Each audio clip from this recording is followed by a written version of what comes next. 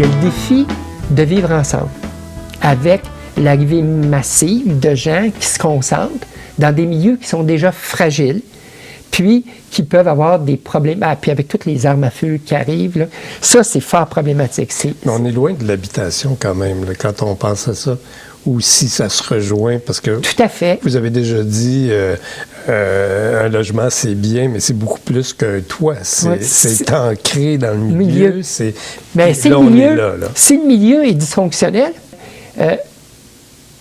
pas cet été, l'été passé, je tombe en théorie en vacances un vendredi 24 juillet, je ne sais pas. Il est 16h50. Je reçois un téléphone.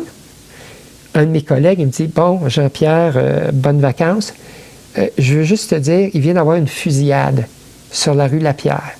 On a plein d'immeubles. C'est le nord-est, là. La rue Lapierre, c'est la rue Haute. Et l'histoire, c'est un vendredi, 24 juillet, il fait beau. On a, je sais pas moi, on a 8 immeubles là. On a des groupes, il y a Entre Parents qui est là. Il y a Parole d'Exclus. Il y a des activités avec les jeunes. Les gens sortent dehors. Il y a quelqu'un qui sort d'un auto avec un fusil, il se met à tirer dans le tas. 26 balles. Une chance, il ne savent pas tirer. Ou 18. Il tire partout. Là, j'ai plein de téléphones. Il faut que j'aille ça. La directrice de Parole d'Exclus de l'époque, Bosch-Romanei, qui est rendue la commissaire à l'inclusion de la Ville de Montréal, Boschra, que je connais bien, je travaillais à Parole d'Exclus avec elle, puis à Chapelle, à cause de notre alliance. Elle m'appelle, elle dit, mes employés sont ça, comme ça. Puis elle a dit, ça n'a pas d'allure. On est dans le Far West. Oui. On est dans le Far West. Et là, les gens ont la chienne. Moi, j'ai parlé à des mamans maghrébines qui ont des voiles, en plus d'être exclues. Puis là, l'autre problème qu'ils ont, c'est, on peut-tu déménager? Mais je leur dis, madame, il y a une pénurie de logements. Oui. Vous avez un super beau logement subventionné. Et là, je fais la même chose que je comptais il y a 20 ans dans Chagrin-Maisonneuve, qui avait une piquée à gauche et à droite. Mais cette fusillade-là du 24 juillet 2020 a été suivie de au moins 9 ou 10 d'autres séries entre juillet et novembre. Ça tirait sans arrêt. Et le chef de police du quartier suppliait le SPVM de mettre des ressources. Et ça ne fonctionnait pas. Ça fonctionnait. À partir des fusillades, puis là, il disait, il avait perdu complètement le contrôle. Parce qu'il faut voir aussi, on était dans le COVID. Oui. Puis, il y a plein de monde, c'est l'autre élément, il y a plein de monde qui, on a tous ou plusieurs personnes peuvent avoir des démons. Madame, elle n'a plus de job, elle est à la maison, elle marche en réseau, elle est toute seule.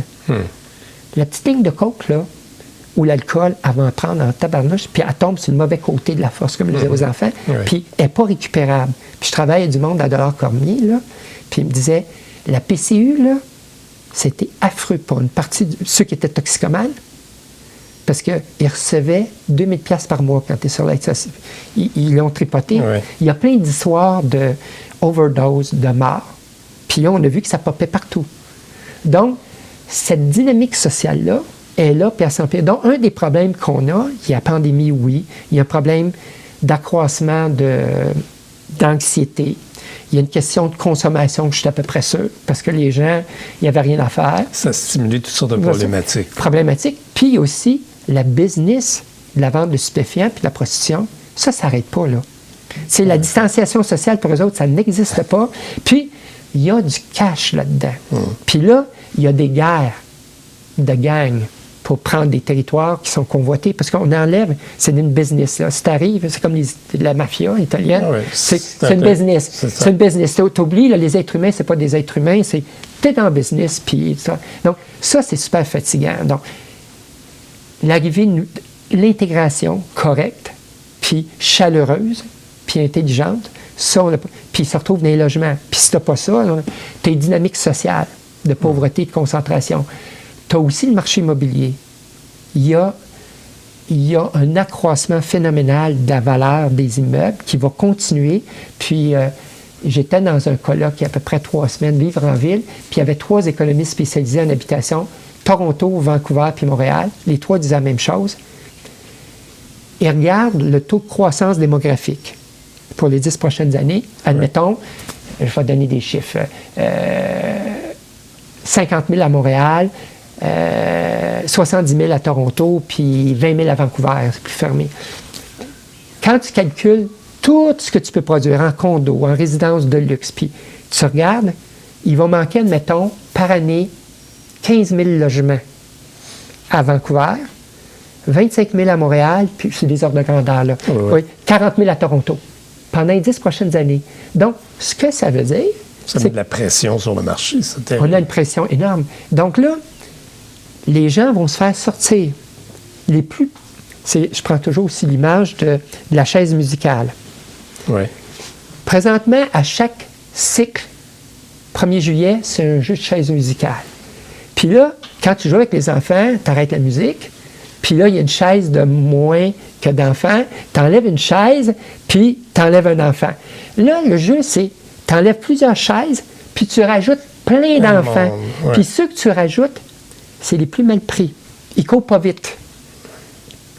Non? Fait qu'ils n'ont pas de chaise. Ils n'ont pas de chaise. Puis je trouve, tantôt, quand j'ai été m'acheter un sandwich, c'est où j'ai vu ça? J'ai vu du monde qui dormait. Ah, c'était au métro. C'est-tu au métro Joliette? J'ai vu du monde qui dormait à 8 heures dans des paquets. J'en ai vu partout. Je ne voyais pas ça à Montréal. Puis là, on défait des camps d'itinérants, des tentes. Près du métro Longueuil, je prenais l'autobus il y a 2 jours. Mais j'ai dit, il y avait 10-12 tentes. J'ai dit, il y a du monde qui vit là. Ouais. Puis, on n'avait pas ça. Donc, cette pression-là... On la sent partout, puis ça se révèle comme ça. Donc, ça met une pression de plus. La pénurie de main-d'œuvre aussi cause plein de problèmes, parce qu'en termes de services, nous, on a de la misère à trouver des gens. Nos partenaires en santé et services sociaux, ils n'ont plus personne.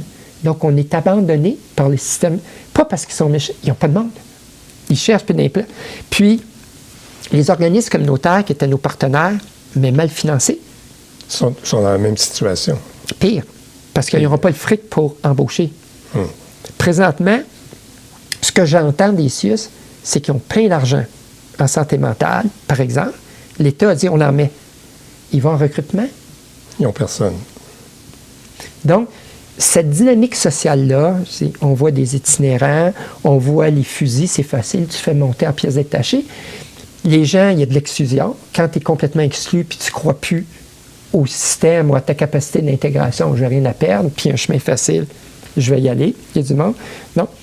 C'est préoccupant ce qui se passe présentement. C'est affreux ce qui se passe. Puis, expliquez-nous, qu'est-ce que vous voulez dire par affreux? Bon, on peut le décliner. C'est quoi ton centre urbain? La mixité sociale, la rencontre de différences est importante. C'est notre défi. On ne peut plus... Ceux qui sont contre l'immigration, tu ne peux plus le faire. Les gens, au Québec, on est plus loin. En Europe, puis ça rentre de partout. Là. Ouais. Tu ne peux plus le faire. En plus, on est en vieillissement de population, donc il faut de la main-d'œuvre. Ouais. Puis on ne fait plus d'enfants, donc la seule façon... c'est l'immigration. C'est l'immigration. Encore faut-il que tu l'intègres bien. Ça résonnait dans les oreilles du gouvernement fédéral, présentement, ça résonne. Ouais. Parce que si tu rentres, ça paraît pas, là, une des choses. Au Québec, depuis 10 ans, c'est à peu près 50 000 immigrants par année. OK. Moi, je pense qu'il y en a 80 qui restent à Montréal. Ça fait 40 000. Au bout de 10 ans, c'est 400 000. Oui. Ces gens-là font des enfants. Comment on intègre tous ces gens? Et, pire que ça, ils ne se répartissent pas également sur le territoire. Ouais.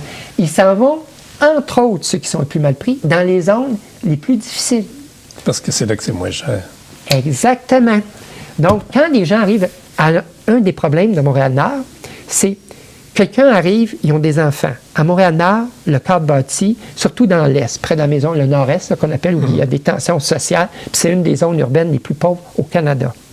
C'est une, là, on est 2e, 3e ou 1er, mais 50 d'immigration, de personnes de minorité visible, 40 de familles monoparentales, foule d'enfants, plein de gens qui arrivent. Il y a des tensions entre les communautés. Les groupes maghrébins, puis, qui sont musulmans, mais qui a une rigueur dans le cadre, puis je caricature un peu, là, mais pour imager, plus la communauté haïtienne où ça peut être plus fluide. Il reste beaucoup de valeurs différentes.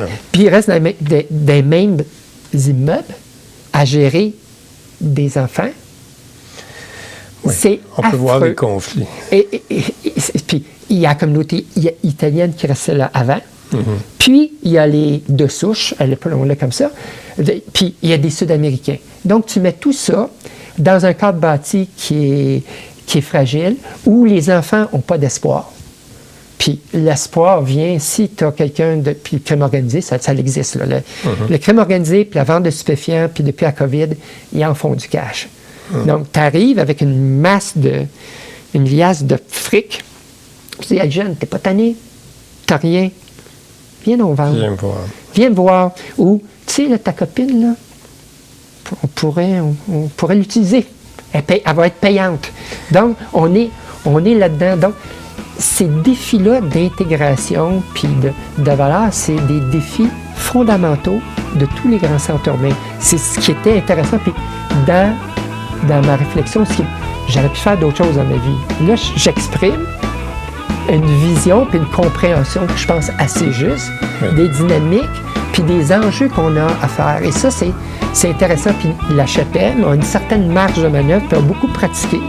Puis je pense qu'on a une certaine crédibilité parce qu'on était capable de livrer. Puis au place où on ne livrait pas, on dit, c'est peut-être parce que c'était pas livrable.